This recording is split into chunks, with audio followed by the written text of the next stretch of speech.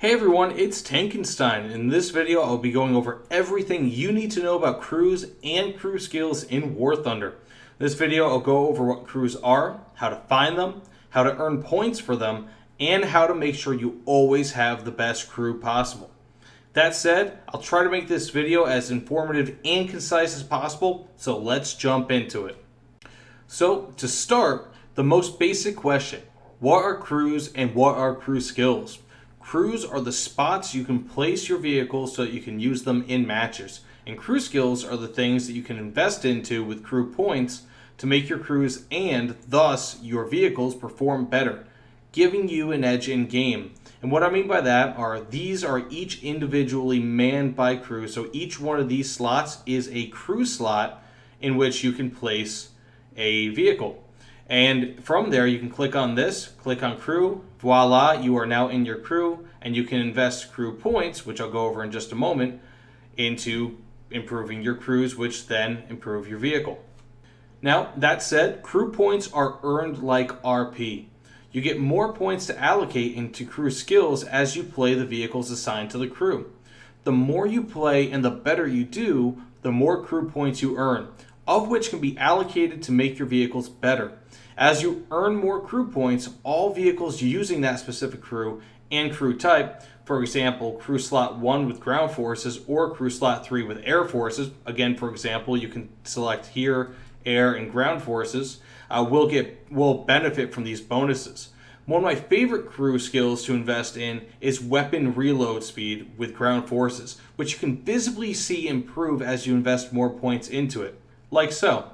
So as you can see here, with the M8 LAC, I've got 3.5 second reload time with 0 crew points invested. As you can tell, I've got 1 crew level, which means that I have nothing invested in this, but I have plenty of crew points.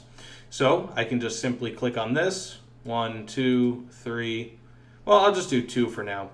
And if you can see, it goes from 3.5 down to 3.4. So there are visible impacts from this.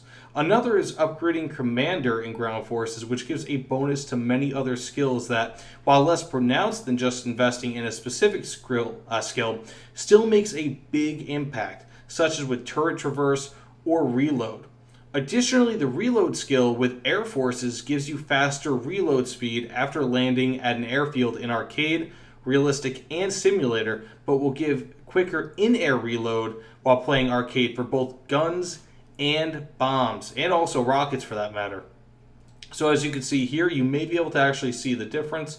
I'll click on this, actually better yet, I'll click on this, and you can see 5.3, maybe not. I'll just go over to the LAC here, go to leadership, that's my commander slot, invest 2 points into that. You should see the turret rotation speed and or the reload speed change a little bit.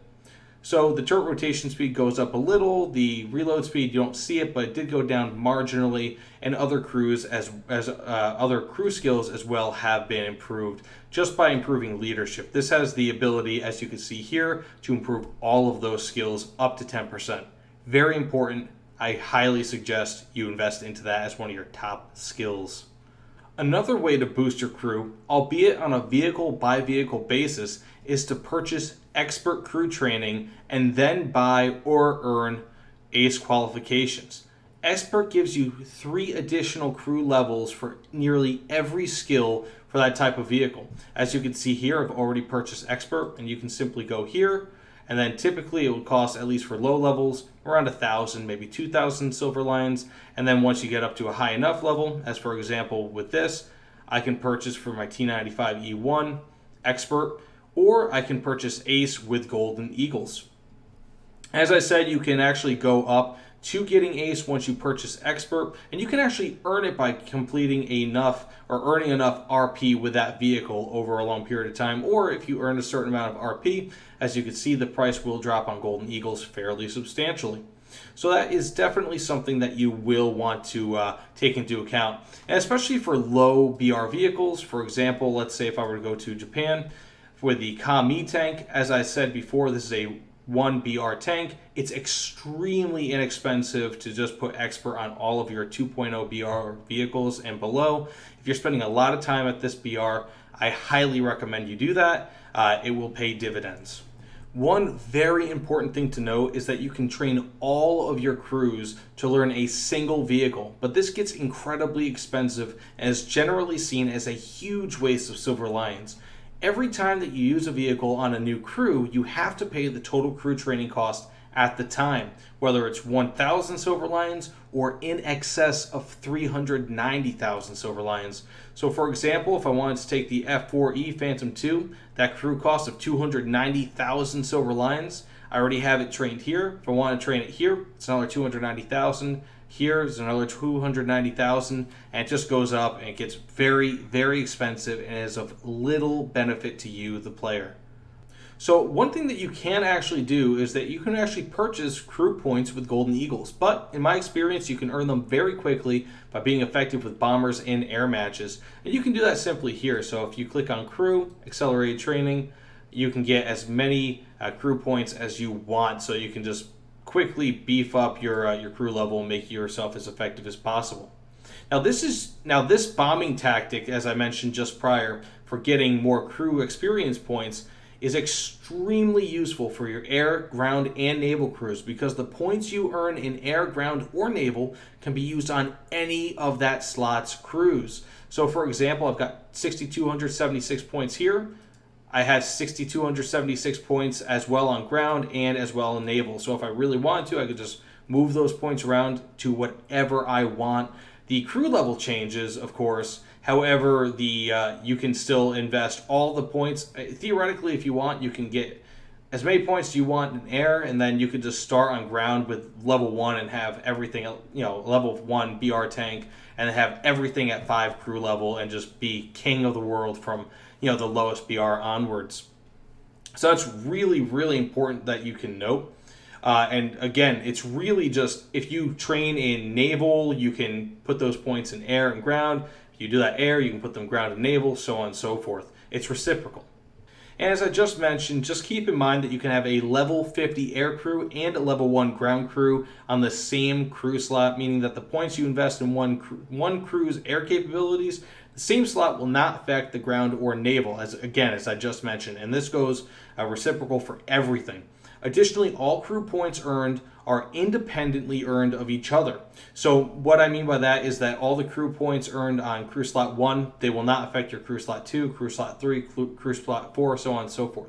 If you purchase yourself a brand new crew slot, you will have to start from scratch and earn all the crew points or buy all the crew points, basically as though you have never used that crew slot before, because at that point you had not. And also keep in mind that if you put the F-104A, for example, or any vehicle on multiple crew slots, just because you use this crew slot does not mean that you'll get points for this crew slot, if that makes any sense. Again, it's all independent of each other. An important thing to note is that certain skills are not relevant to all vehicles. For example, if you're planning to only fly fighters with a certain crew, do not put any points into defensive armament. So as you can see here, I'm on the F4E Phantom 2. I could, if I really wanted to, boost all this up as far as I want, but I have no need. It will not benefit me at all because I have no gunners to actually defend me. In much the same way with ground, if you decide to make a certain crew only use heavy tanks, then don't bother putting any points into anything having to do with artillery, for example, because you cannot use artillery. To this point, plan your crew and vehicle combos. Make a balanced, cohesive force that can make the best use of the crew skills that your crew specializes in, and so that you don't have to keep switching crews and vehicles. Additionally, this will allow you to have an absolutely awesome lineup that is finely tuned to wreck enemies. And much to that point, as you can see with the B-57B, although this has no gunners, I've used this same crew slot for almost all of my bomber postings.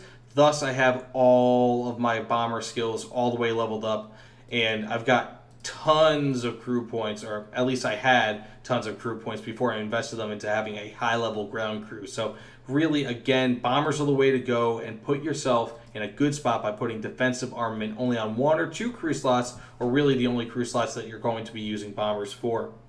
And finally, all cruise skills get more expensive as you invest more points into them.